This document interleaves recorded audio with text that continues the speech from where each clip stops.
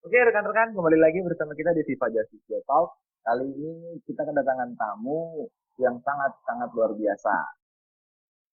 Mereka ini merupakan alumnus dari Asia Youth International Model United Nation 2017 di Commission UNHCR, United Nations for High Commission for Refugees. Ya, kalau nggak salah ya, gue juga lupa. Oke, mungkin gue kenalin dulu satu-satu. Di sini ada Bro Dava Ananda yang waktu itu ngisi kursi di kiri kalau gue nggak salah. Terus ada Bro Miska, ada Bro Miska yang ini gila, Pak D, Pak D. Gila.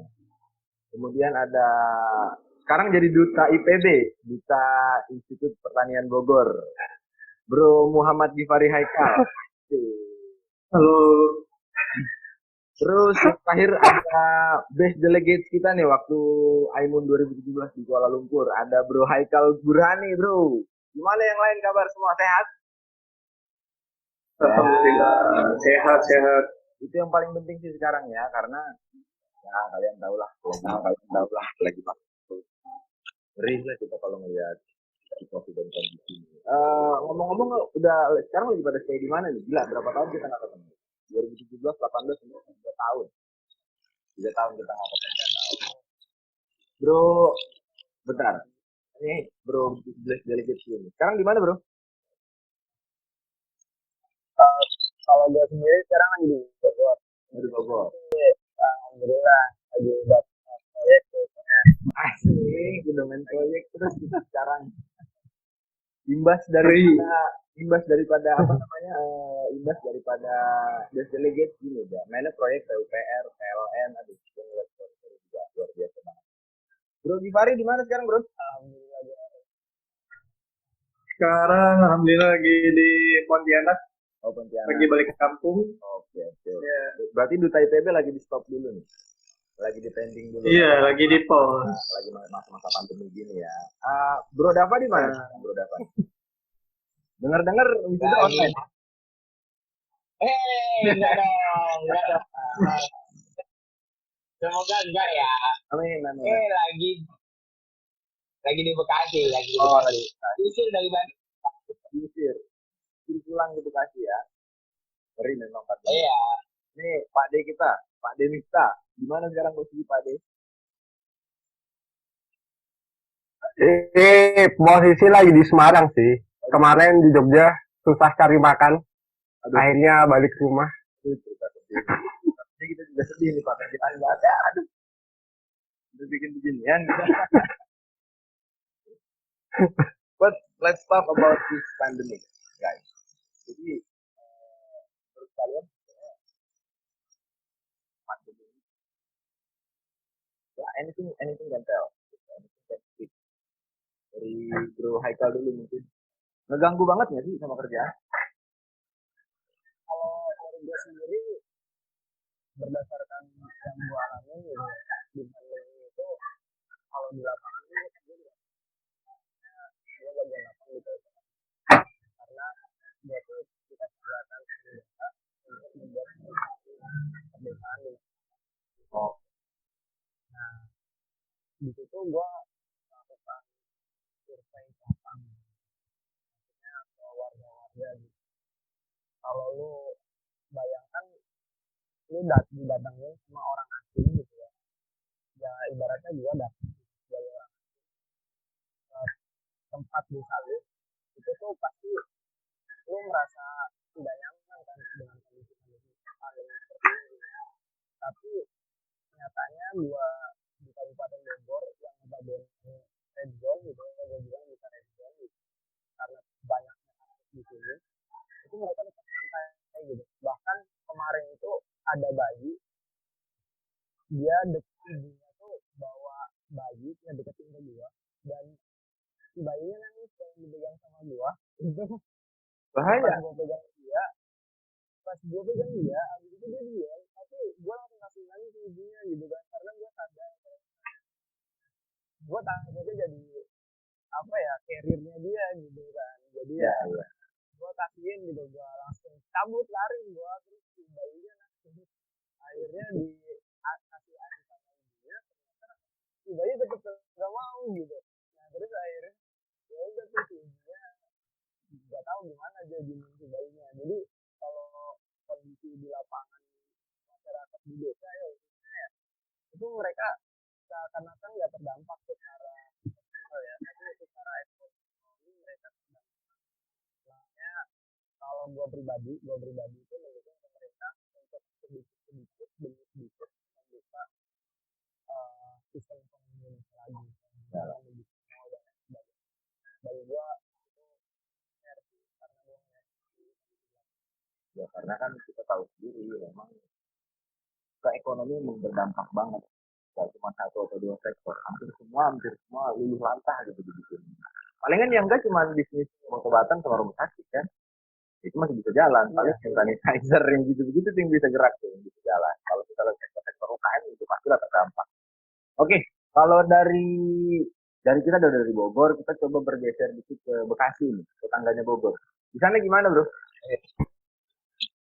Ya gimana ya, di sini kalau dibilang ya sampai 11-12 lah situasinya sama Bogor juga. Ya kita juga di sini kayak nggak ada bedanya antara COVID sama ada COVID sama nggak ada COVID gitu loh. Orang masih berusaha ya santai aja ya. Mungkin apa ya namanya yang nantinya nggak tahu ya, ini kan masih sebatas wacana ya. Cuman kalau gue lihat untuk di Bekasi itu sebenarnya implementasi new normal yang baru itu udah terjadi karena orang mencoba ya udah kayak biasa aja, gue hidup seperti biasa aja, nggak ada yang oh gimana gitu yang kayak panik parno gitu, enggak ya, pergi kemana, belanja makan santai aja gitu loh. Cuman kalau ngikutin misalkan yang tadi dibilang gitu terdampak semua, ya jelas maksudnya kalau mungkin dari segi eh, Bang Haikal tadi kan dia posisi kan wisuda udah ya, mungkin ini gue ngasih perspektif aja sih, maksudnya sebagai mahasiswa masih aktif lah gitu, nanti bisa ditambahkan oleh Pak D mungkin kan kita sama-sama masih aktif gitu. Waduh. Kepanjangan waktu. Oh, iya. Oke. Tadi kan masih dibilang aktif. Cuman kalau misalkan dari segi mahasiswa misalkan, itu jelas mengganggu. Yang pertama dari segi perkuliahan aja ya misalkan. Karena kan ketika COVID ini kan otomatis dua hal yang menjadi utama. Infrastruktur penunjang seperti laptop, handphone, dan juga internet ya kan. Nah, masalahnya kan di daerah-daerah itu beda. Itu pasti jelas sudah menjadi kelemahan utama. Dua, terpengaruh di finansial. Maksudnya gini deh, di Bandung itu, gue nggak tahu ya di kampus gue, di Universitas Katolik Parahyangan, itu kan kalau bagi nanti teman-teman yang lain kan dikenal dengan tanda kutip kampusnya Sultan. Di Bandung tuh Sultan lah istilahnya, parkiran penuh dan lain sebagainya. Nah, itu aja di kampus yang notabene katanya Sultan, itu aja orang teriak-teriak UKT. Ini untuk informasi aja ya, UKT-nya Unpar itu naik. Bayangin lagi gini ya, naik gitu. Dari 310 menjadi 350. Itu untuk secara umumnya maksudnya. Tapi sekarang lagi ada demo sih, maksudnya lagi ada upaya untuk menurunkan kembali di situasi COVID finansial kan pasti terganggu ya. Karena tadi kan dibilang bisnis juga hancur parah, luluh lantak dan lain sebagainya. Cuman ya kalau misalkan dibilang bersyukur ya masih bersyukur lah, masih bisa kita, maksudnya masih bisa hidup lah, walaupun cukup kita ini standarnya kan pasti berbeda kan dari cukup yang kita sebelumnya gitu loh, pasti kan berbeda. Ya sama sih sebenarnya, harapannya pemerintah sebenarnya mengapresiasi aja sih, kalau gue sih lebih mengapresiasi pemerintah yang bilang new normal dan memang harus membuka sektor ekonomi gitu loh. Sebenarnya kalaupun tidak dibuka sebebas yang dulu ya, kalau kita ngeliat skenario umum keuangan aja kan masih nunggu 1 koma sih, cuman mungkin dampaknya terasa ya, tapi kalau misalkan kita ngelihat makronya kan masih 1 koma atau 0 koma, skenario paling parah lah, masih bertumbuh gitu loh, tidak negatif. Cuman ya harapannya sih sama gitu loh, pemerintah mulai membuka lagi segi ekonomi karena dampaknya ya lumayan lah istilahnya. Dari istilahnya yang kita biasanya ngomongin angka 5,5 menjadi 1, itu kan turun 4, itu dampaknya bagi Indonesia kan gede banget sih. Kalau gue sih itulah kita kurang lebih situasi di Bekasi sama di Bandung. So, kita geser dulu ke Jawa Tengah. Bro Miska, gimana keadaan di sana? Sehat? Sehat alhamdulillah. Cuman mungkin sama kayak Bekasi sih. Di Semarang ya biasa-biasa aja masyarakatnya. Di pasar masih rame. Di Semarang itu mall cuman tutup 2 minggu. Habis itu buka biasa. Buka lagi. Jadi udah buka dari semenjak sebelum puasa mall. Semua mall. Terus bukannya di Jawa Tengah itu nggak PSBB. Pak Ganjar bilang gitu. nah di Semarang emang nggak PSBB, cuman kan seharusnya eh, tempat-tempat vital yang berpotensi menimbulkan keramaian kan harusnya ditutup kan sebenarnya kayak gitu. Cuman kenyataannya yang tutup itu hanya mall yang ada di pusat kota yang di Simpang 5. Cuman untuk mall-mall yang lain yang dibuka di area pusat masih buka kayak biasa. Ya. Gitu. Ada jam tutup Terus Ada pembatasan jam nggak? Pembatasan jam tutupnya lebih cepat. pembatasan jam ada sih, ada. Jam sampai jam 8 sih. Sampai jam 8. Dine in nggak ada. Ya sih. Cuman yang parah adalah kesadaran masyarakat buat terutama di kawasan pemukiman ya untuk pemakaian masker segala macam masih kurang sih di sini. Di pasar pun nggak ada pemberian tempat cuci tangan atau apa. Jadi ya mungkin sosialisasinya sih masih kurang. Ya. Tapi kalau untuk Jawa Tengah sendiri sebenarnya yang ada nggak sih kota-kota atau kabupaten yang di tengah PSBB? Karena kemarin ada yang menarik sebenarnya, yang Tegal itu dia penutupan malam Tegal. PSBB itu bisa kembang api, sirene Jadi kabaran. Itu gimana tuh? Jadi Tegal itu sebenarnya bukan PSBB ya. Jadi ketika awal pandemi di Indonesia, Tegal itu dia udah lockdown mandiri satu kota. Jadi jalan utama ditutup pakai beton, orang luar nggak boleh masuk Tegal. Itu dari pemerintah kotanya sendiri yang melaksanakan.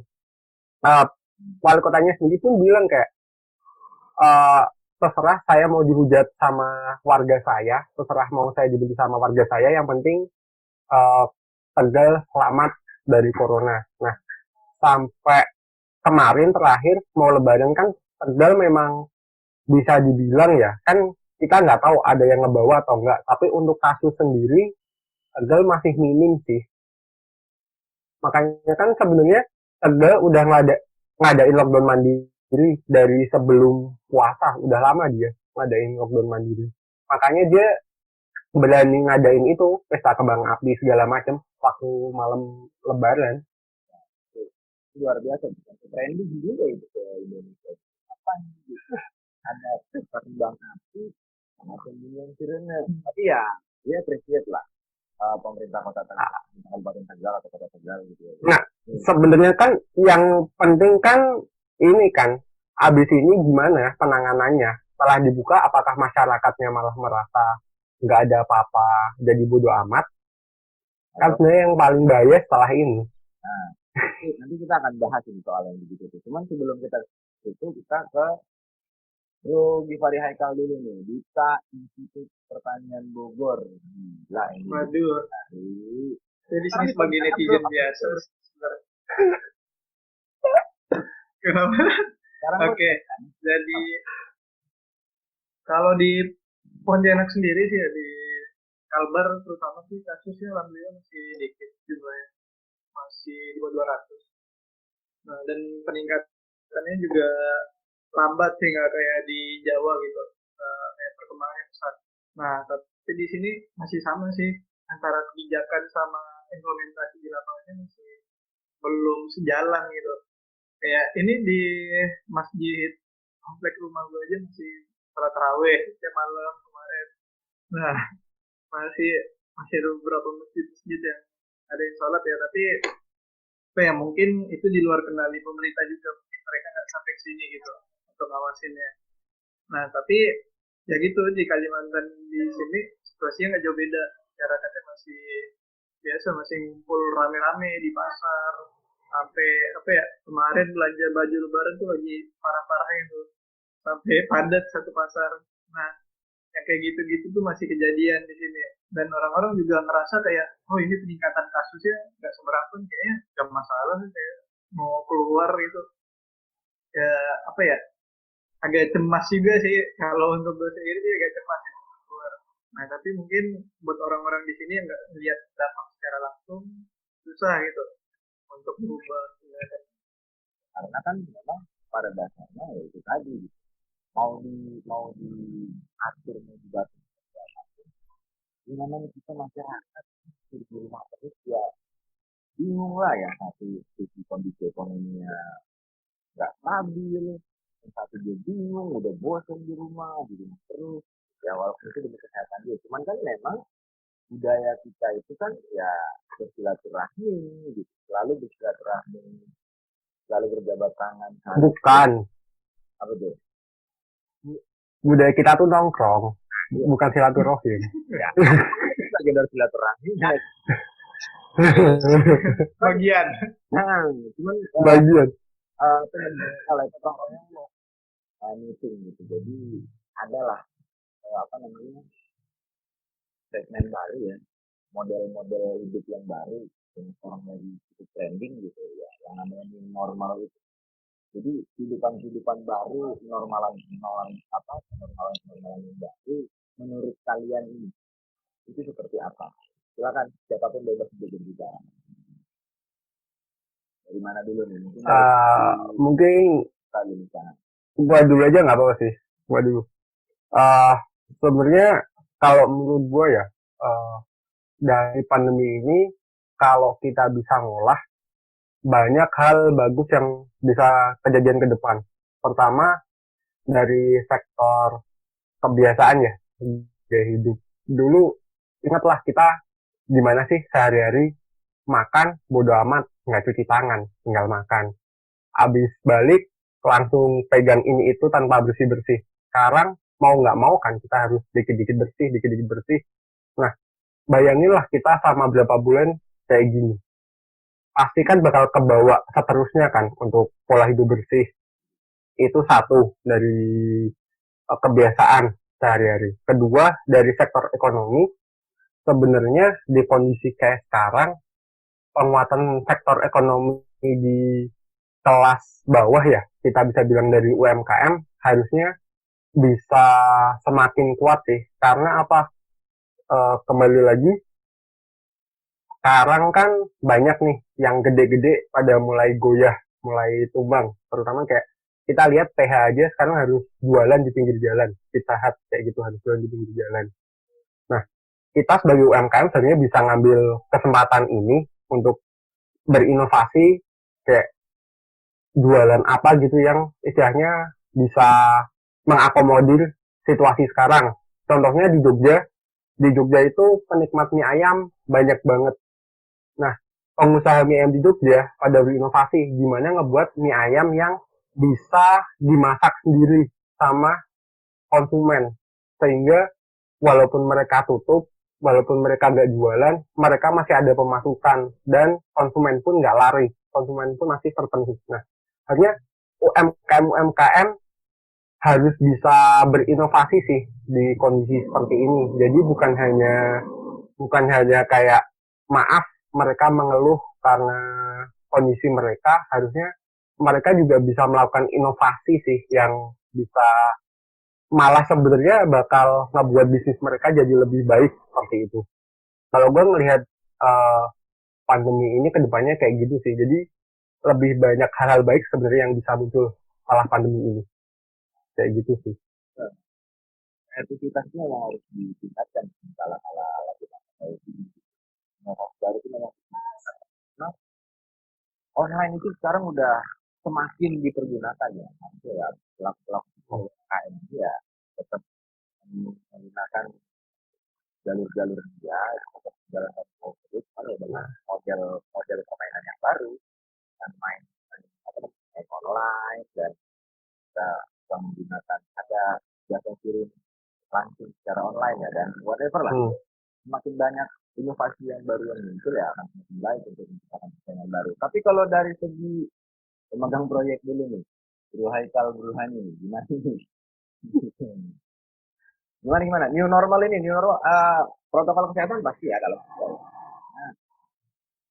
jangan sanitizer. Kalau dari gua sih normal life menurut gua di kota-kota besar aja sih karena kalau di desa-desa sendiri itu nggak terjadi, jadi ya santai aja gitu mereka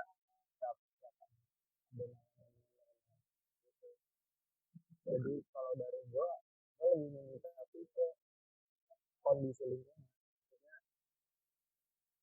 Menurut gue ini kayak ironi ya, maksudnya kan di saat kualitas udara lagi baik-baik, gue bisa lihat di berita kualitas udara di Indonesia itu udah menuju standar yang baik ya, kualitas iklimnya itu udah cukup baik, tapi kita tidak bisa nah itu kan sebuah ironi. Jadi kalau gue sendiri lebih baik kalau misalnya dia ada di sekitar rumah jarak itu lebih baik nggak usah pakai masker, nggak salah, tapi kondisinya tidak. Jadi kalau sedang hidup dalam kondisi lebih baik menggunakan masker. Jadi normalnya itu bagi gua ya juga rumah setiap saat digunakan. Jadi ya lu harus setiap kondisi lagi di desa atau lagi di kota atau lu juga harus menurut gue Bogor aja ya sudah beberapa itu rasanya di selama Bogor mungkin DKI saja sudah dia balik ke Bogor.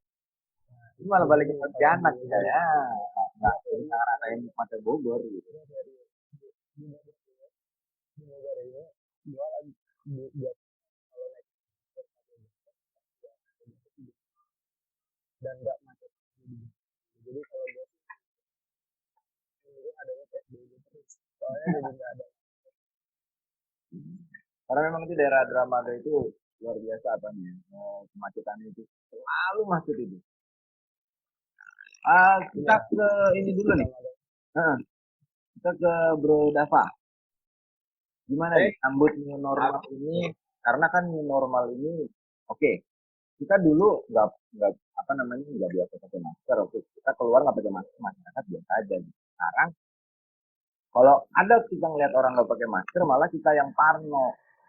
Itu kan suatu kenormalan yang baru ya, gitu, suatu kelaziman dan kebiasaan yang baru.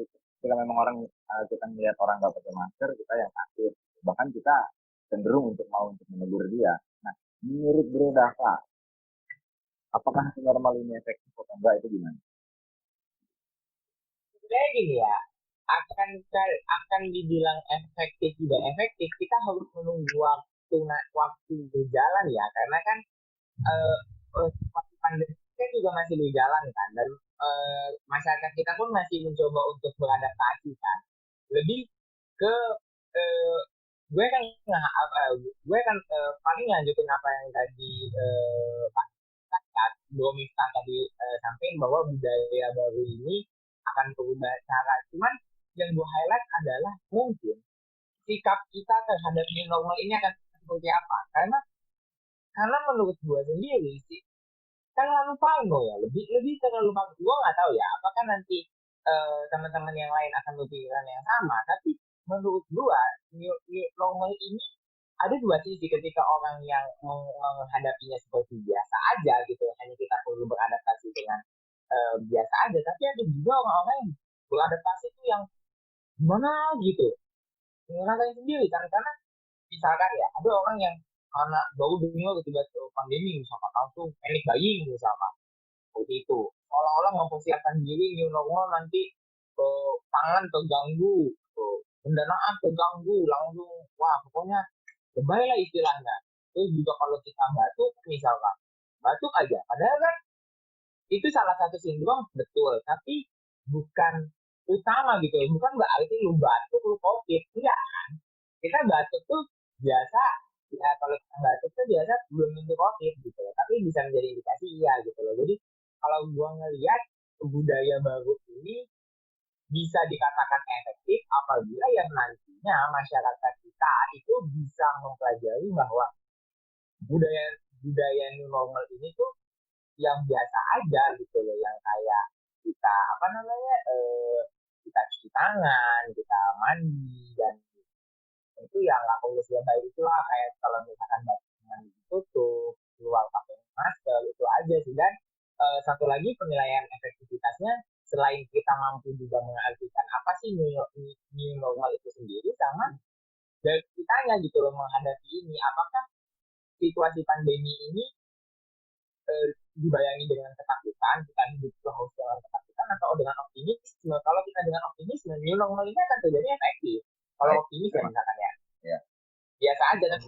Tapi kalau kita sudah ketakutan, ya iya, kalau kita sudah, maksudnya ini kan kita ngomong secara ideal kan. Kalau misalkan kita sudah ketakutan di awal, besar ya bisa. Kalau bisa cara terjadi itu normalnya itu akan terjadi, apalagi yang karena kenapa new normal ini mungkin tidak terjadi di desa, karena di desa itu sebenarnya ya, kalau kita melihat perbandingannya, di desa itu adalah sebenarnya kebanyakan desa itu sudah menjalankan prosedur new normal gitu loh. Mereka memang pulang mandi, pulang cuci tangan, mereka lebih punya awareness yang lebih tinggi gitu loh. Jadi pelaksanaan new normal ini bukan satu Indonesia, tapi memang kota-kota besar, karena secara umum budaya kota-kota besar itu memang ya, tadi yang seperti dijelasin tadi, kalau budaya di desa mah ya kita bisa lihat lah bersih, maksudnya bersih apa ya, resik lah istilahnya. Dan perlu di highlight ya, mungkin ada teman-teman yang tidak sepakat, tapi kalau menurut gua selain di desa, di luar Pulau Jawa itu sebenarnya new normal terjadi. Karena kenapa? Di Jawa yang sebenarnya ya, kalau kita ngelihat yang agak lebay-lebay gini kan ya, bukan lebay ya, lebih kepada yang budaya-budaya yang tadi terjadi itu kan sebenarnya nggak tahu ya. Kalau gua ngeliat kalau